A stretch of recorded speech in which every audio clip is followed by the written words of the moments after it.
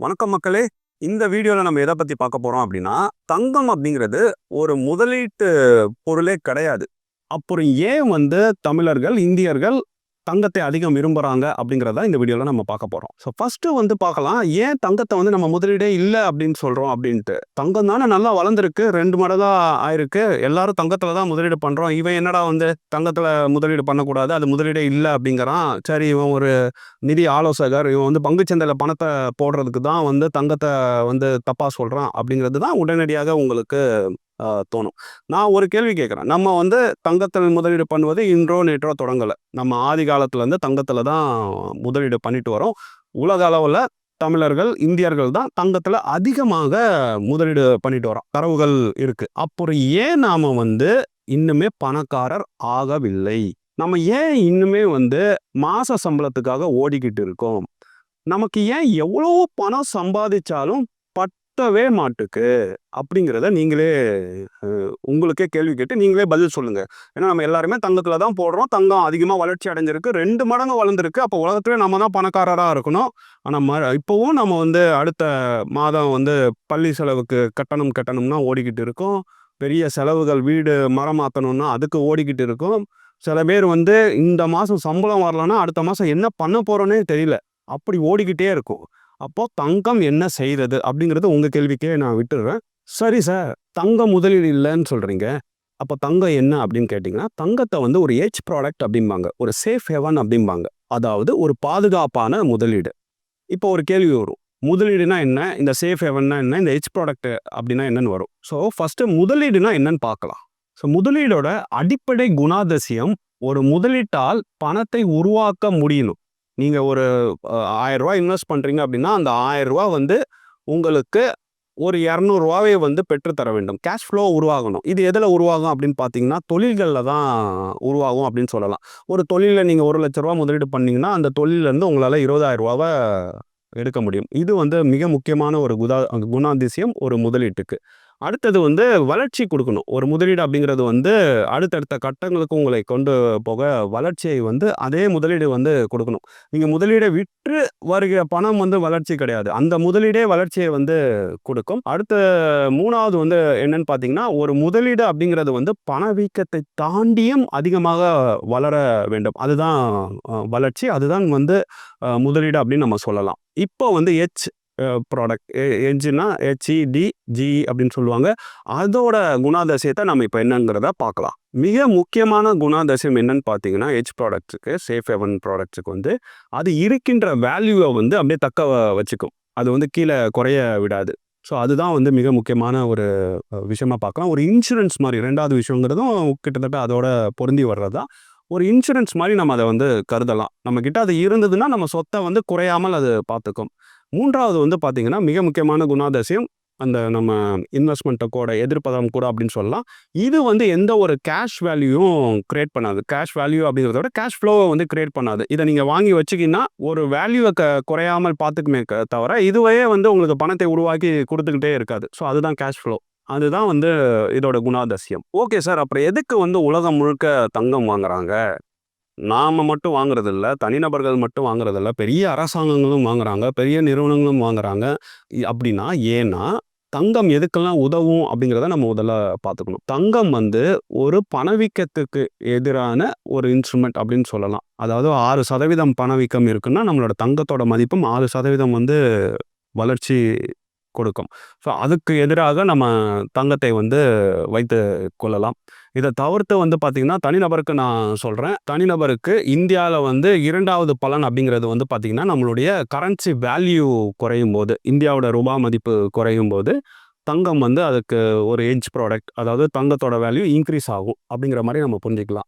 நமக்கே தெரியும், 10 வருடத்துக்கு முன்பு இந்தியாவோட ரூபாய் மதிப்பு ரூ. 45 அந்த மாதிரி இருந்தது. இப்போ ரூ. 90 கிட்ட வந்துருச்சு. ஸோ நம்மளோட கரன்சியோட வேல்யூ குறைஞ்சிட்டே வருது. இந்த பக்கம் அதனால தான் தங்கத்தோட வேல்யூ இன்க்ரீஸ் ஆகிட்டே வருது. ஸோ இதுதான் எட்ஜ் ப்ராடக்ட். இந்த வளர்ச்சி இந்த இறக்கம் அப்படிங்கிறது வந்து சரிசமமா இருக்கும். இந்த கரன்சி வீழ்ச்சியை விட தங்கம் வந்து பல மடங்கு வளர்ச்சி அடைஞ்சிடாது. அதை தான் நம்ம வந்து புரிஞ்சுக்கணும். growth வந்து அந்த அளவுக்கு அபரிமிதமா இருக்காது. ஓரளவுக்கு இது எவ்வளவு இறங்குறது இது உயரும். அதனால தான் இதை எட்ஜ் அப்படிங்கிறோம். மிக முக்கியமாக தங்கத்தோட விலை உயர்வதற்கு காரணம் வந்து சந்தையில் பங்குச்சந்தை ஆகட்டும், இல்ல உலக பொருளாதார சந்தை ஆகட்டும், எந்த சந்தையா இருந்தாலும் ஒரு போர் பதற்றமான சூழ்நிலை, ஒரு ட்ரேட் வார், இப்போ ட்ரம்ப் நம்ம கிட்ட பண்ண சேட்டைகள், இதனால என்ன ஆகும், தங்கத்தோட விலை வந்து உயரும். இப்போதான் இந்த மாதிரியான காரணங்கள்ல தான் வந்து தங்கம் வந்து விலை உயரும். அந்த நேரங்களில் வந்து நம்ம வந்து தங்கத்தை எட்ஜ் ப்ராடக்டாக வைத்து கொள்ளலாம். ஏன்னா நீங்க வந்து சந்தையில வந்து அப்போ பணத்தை போட்டீங்க, பங்குச்சந்தையிலேயே பணத்தை போட்டீங்கன்னா பங்குச்சந்தை உங்களுக்கு 10%, 20% கீழே போயிடும்.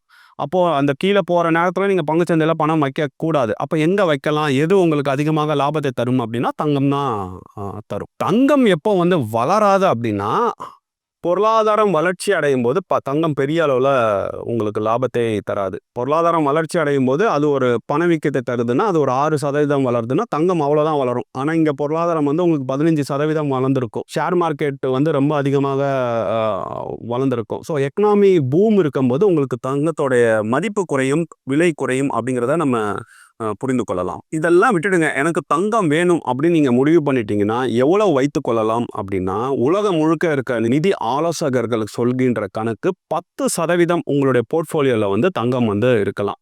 இந்தியாவோட சூழ்நிலையை பார்த்தீங்க அப்படின்னா, நம்ம கலாச்சார ரீதியாக தங்கம் அதிகமாக அளவில் வந்து பங்கு ஆற்றுகிறது அப்படிங்கிறதால ஒரு 20% வந்து உங்கள் அலோகேஷன்ஸில் வந்து நீங்கள் தங்கத்தை வைத்துக் கொள்ளலாம். இவ்வளோதான் தங்கம் வைத்துக் கொள்ள வேண்டும். இதுக்கு மேலே நீங்கள் வச்சுருந்தீங்க அப்படின்னா உங்களுடைய வளர்ச்சி தடைபடுது அப்படிங்கிற அளவில் நீங்கள் புரிஞ்சுக்கோங்க. இப்போ இந்த வீடியோவோட முக்கியமான கேள்விக்கே வரலாம். தங்கம் வந்து ஒரு முதலீடு கிடையாது அப்படிங்கும்போது நம்ம ஏன் அதை பெரும்பான்மையோர்கள் வந்து விரும்புகிறாங்க அப்படிங்கிறத தான் நம்ம இந்த வீடியோவில் பார்க்க போகிறோம் அப்படின்னு சொல்லியிருந்தோம். நம்ம ஏன் இதை வந்து ரொம்ப அதிக அளவில் விரும்புகிறோம் அப்படின்னா, தங்கம் வந்து ஒரு குடும்பத்துக்கே ஒரு பிடிச்ச ஒரு முதலீடு. இப்போ நாம தங்கம் வாங்கி கொடுத்தா வீட்டில் இருப்பவர்கள் ரொம்ப மகிழ்ச்சி அடைவாங்க. இதுவே நீங்கள் வந்து ஒரு ரிலையன்ஸ் ஷேர் ஒரு 10 வாங்கி கொடுங்க, அதை பற்றி அவங்களுக்கு ஒரு புரிதலே இருக்காது, மகிழ்ச்சி அடையவே மாட்டாங்க.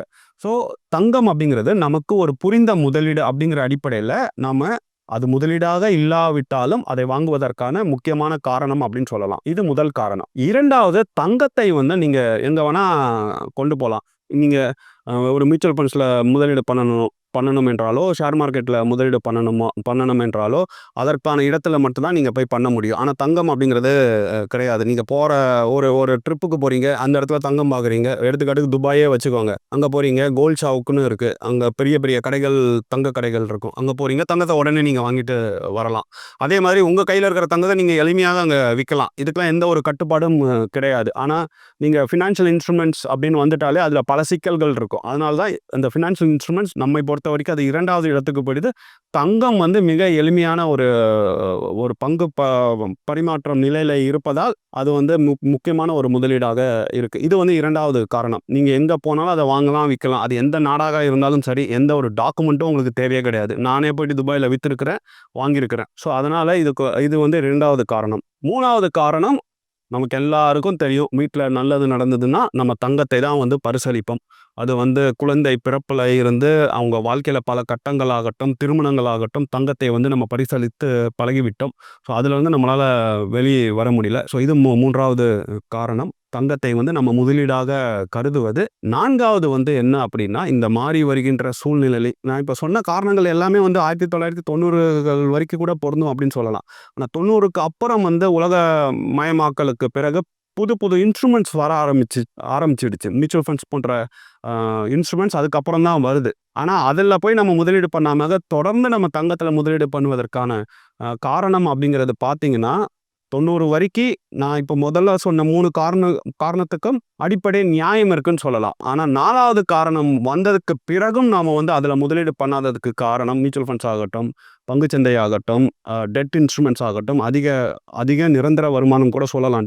டெட் இன்ஸ்ட்ருமெண்ட்ஸ் எல்லாம் காரணம் என்னன்னா, அதை பற்றின பயம், அதை பற்றின புரிதல் இல்லாமை, ஃபினான்ஷியல் லிட்ரஸி நம்ம கிட்ட இல்லை. ஸோ இதுதான் காரணம் அப்படின்னு சொல்லலாம். இத்தகைய காரணங்களால் தான் நாம வந்து தங்கத்தை வந்து தொடர்ந்து ஒரு உச்சபட்ச இடத்துல வச்சு முதலீடு செய்துட்டு வரோம். இப்படி நம்ம தங்கத்துல முதலீடு பண்றதால் நம்ம இழக்கிறது என்ன அப்படிங்கிறத நம்ம பார்த்துக்கலாம். ஹிடன் காஸ்ட் அப்படின்னு சொல்லலாம். இந்த தங்கத்தை நம்ம வாங்கி வைப்பதால் மிக முக்கியமாக உங்களுக்கு வந்து காம்பவுண்டிங் ஃபேக்டர் வந்து ஒர்க் ஆகாது. நம்ம பங்குச்சந்தையில் முதலீடு பண்ணுவதற்கும் மியூச்சுவல் ஃபண்ட்ஸில் முதலீடு பண்ணுவதற்கும் அறிவுறுத்துவதற்கு காரணம் என்னன்னா, இந்த காம்பவுண்டிங் ஃபேக்டர் கூட்டு வளர்ச்சி வந்து கிக் ஸ்டார்ட் ஆகணும். அது எப்போ கிக் ஸ்டார்ட் ஆகும்னா, ஒரு 5 வருடம் 10 வருடம் கழித்ததுக்கப்புறம் கிக் ஸ்டார்ட் ஆகும்னு சொல்லலாம். அதாவது பணத்தை வந்து பெரிய அளவில் வந்து உங்களுக்கு சம்பாதித்து கொடுக்கும். இந்த வாய்ப்பு வந்து தங்கத்தில் வந்து கிடையாது. இது மிக மிக ஒரு முக்கியமான ஒரு விஷயமா நம்ம பார்க்கலாம். ஒரு பெரிய ஒரு ஆப்பர்ச்சுனிட்டி காஸ்ட்டை வந்து நம்ம இழக்கிறோம். 2வது, இதுக்கு வந்து கேஷ் ஃப்ளோ கிடையாது. உங்களுக்கு வந்து நீங்க ஒரு ஸ்டாக் வாங்கி வச்சீங்கன்னா, அது வந்து டிவிடெண்ட் வரும். அது வருடத்துக்கு 5%, 6% கூட வரும். கிட்டத்தட்ட ஃபிக்ஸட் டெபாசிட் ரேட்டுக்கு வரும். அப்படியான வாய்ப்பு வந்து நமக்கு வந்து தங்கத்துல வந்து கிடையாது. கேஷ் ஃப்ளோ வந்து கிடையாது. 3வது, தங்கம் வாங்கும்போதே ஒரு குறிப்பிட்ட சதவீதத்தை வந்து நம்ம செய்கூலி, சேதாரம் அப்படின்னு சொல்லிட்டு இழப்போம். அதிக அளவுல தங்கம் இருந்தது அப்படின்னா, நீங்க வந்து ஒரு வங்கியில வந்து லாக்கர் வைக்கணும். அதுக்கு 25,000 வரைக்கும் கூட உங்களுக்கு ரெண்ட் இருக்கும். ஸோ இதெல்லாம் வந்து இழப்பு. ஸோ இது வந்து 3வது ஒரு லாஸ் ஹிடன் காஸ்ட் அப்படின்னு சொல்லலாம். 4வது, ஒரு எமோஷ்னல் ட்ராமா வரும். நமக்கு தேவைக்கு இதை விற்கணும் அப்படின்னு சொன்னாலே நமக்கு ஒரு மன உறுத்திக்கிட்டே இருக்கும். இதுவே நீங்கள் ஒரு டெட் இன்ஸ்ட்ருமெண்ட் வச்சுருக்கீங்க அப்படின்னா, நீங்கள் தேவைப்படும் போது அதை ஈஸியாக விற்றுட்டு வெளியே வந்துடுவீங்க. அதை பற்றி கவலையே பட மாட்டீங்க. இதே தங்கத்தை விற்றீங்க அப்படின்னா ஒரு மன உளைச்சல் வரும். ஸோ இது வந்து 4வது ஹிடன் காஸ்ட். இவ்வளோ சொன்னதுக்கு அப்புறமும் நான் தங்கம் தான் வாங்குவேன் அப்படின்னா, நீங்கள் வந்து அதை டிஜிட்டல் கோல்டாக வாங்குங்க. டிஜிட்டல் கோல்டுனா அது வேலெட்டில் வைக்கிற கோல்டு மட்டும் கிடையாது. ETF-ஆக வாங்குங்க. மியூச்சுவல் ஃபண்ட்ஸ் பயன்பாடு மூலமாகவும் வாங்கலாம். ஆனால் நீங்கள் மறுபடியும் தங்கத்தில் முதலீடு பண்ணுறது தான் உங்களுடைய ஒற்றை குறிக்கோள்னா, ஒன்று மட்டும் புரிஞ்சுக்கோங்க. தங்கம் வந்து ஒரு சேஃப்டி கொடுக்கும். இருக்கிற பணத்தை வந்து குறையாமல் பார்த்துக்கும். இன்ஃப்ளேஷனை வந்து சமப்படுத்த உதவும். ஆனால் அது எந்த நாளும் ஒரு தொழில் உருவாக்கி கொடுக்கின்ற வளர்ச்சியை வந்து தங்கம் கொடுக்கவே கொடுக்காது. மிக முக்கியமாக அந்த கூட்டு வளர்ச்சியை வந்து தங்கம் வாங்குவதன் மூலமாக நீங்கள் இழப்பீங்க. அதனால் தயவு செஞ்சு தங்கம் அப்படிங்கிறது ஒரு முதலீடு கிடையாது. முதலீடு பொருள் கிடையாது. உலக அளவில் டெஃபினிஷன்லேயே ஏற்றுக்கொள்வதில்லை அப்படிங்கிறத புரிஞ்சு, தேவையான அளவு மட்டும் 10லேருந்து 20% மட்டும் தங்கம் வாங்குங்க. மற்ற முதலீடுகளை வந்து ஒரு growth கொடுக்குற ஒரு இன்ஸ்ட்ருமெண்ட்ஸில், ஒரு பிஸ்னஸில், ஒரு ஷேர் மார்க்கெட்டில் போட்டு பெரிய அளவில் சம்பாதிங்க, பெரிய அளவில் வளர்ச்சி பெறுங்க அப்படின்னு சொல்லிட்டு 2026க்கு உங்களுக்கு வாழ்த்தி வணங்கு. நன்றி. மேலும் ஈடி தமிழ் சேனல்ல வரப்போகும் பிசினஸ் மற்றும் அது ரிலேட்டடான வீடியோவை பார்க்க உடனே கீழே இருக்க சப்ஸ்கிரைப் பட்டனை கிளிக் பண்ணுங்க.